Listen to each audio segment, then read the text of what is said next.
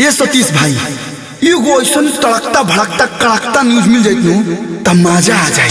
ए बेयास का हो रे एगो और ताजा न्यूज लेके आई बनी। जल्दी सुनाओ कान तरसता। चीजें बताई कि चला बा लोकेशन मैप लागल बा टर्न राइट टर्न लेफ्ट चलक छलक के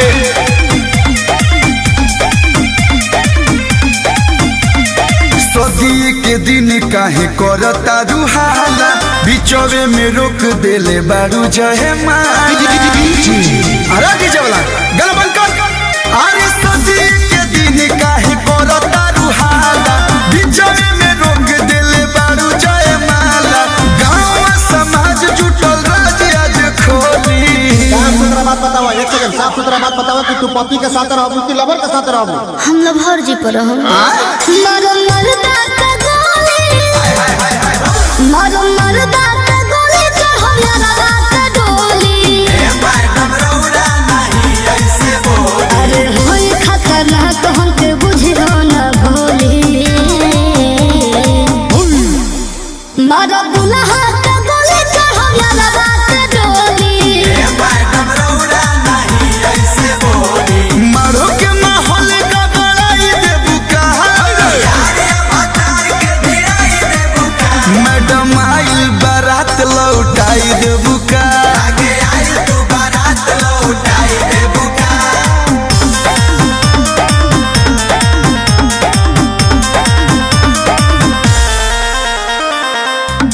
उड़ता रुई से जैसे उड़ेला जहाज हो।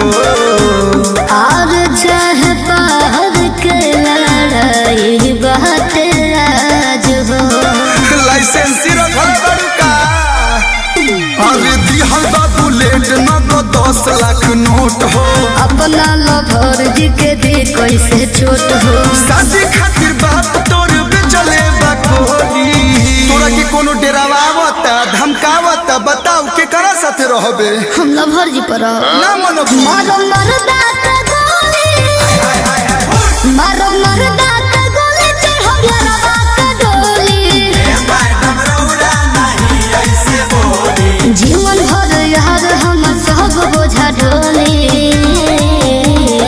खिया देले बा कुछ। मारो दुल्हा का गोली, चढ़ो यारा बात डोली।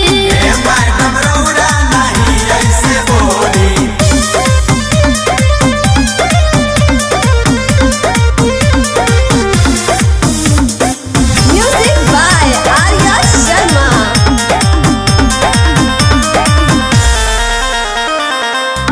भरबू तू बिया के नसील हो। सोना जैसन सोनावा के तू रब कैसे दिल हो। हमरो के रुआ के छोड़ दे का। लव हरिया लव नहीं खाए के दीही। छोड़ब जे पगला जहर आज पी।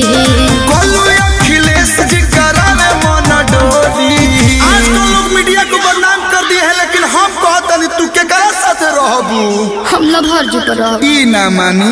मारो मरदा का गोली, मारो मरदा का गोली, चढ़ो यारा रात डोली। असुआ दीपुआ ले जाए यही रौली। गंगा किनारे रहबू। मारो दुल्हा का गोली, चढ़ो यारा रात डोली।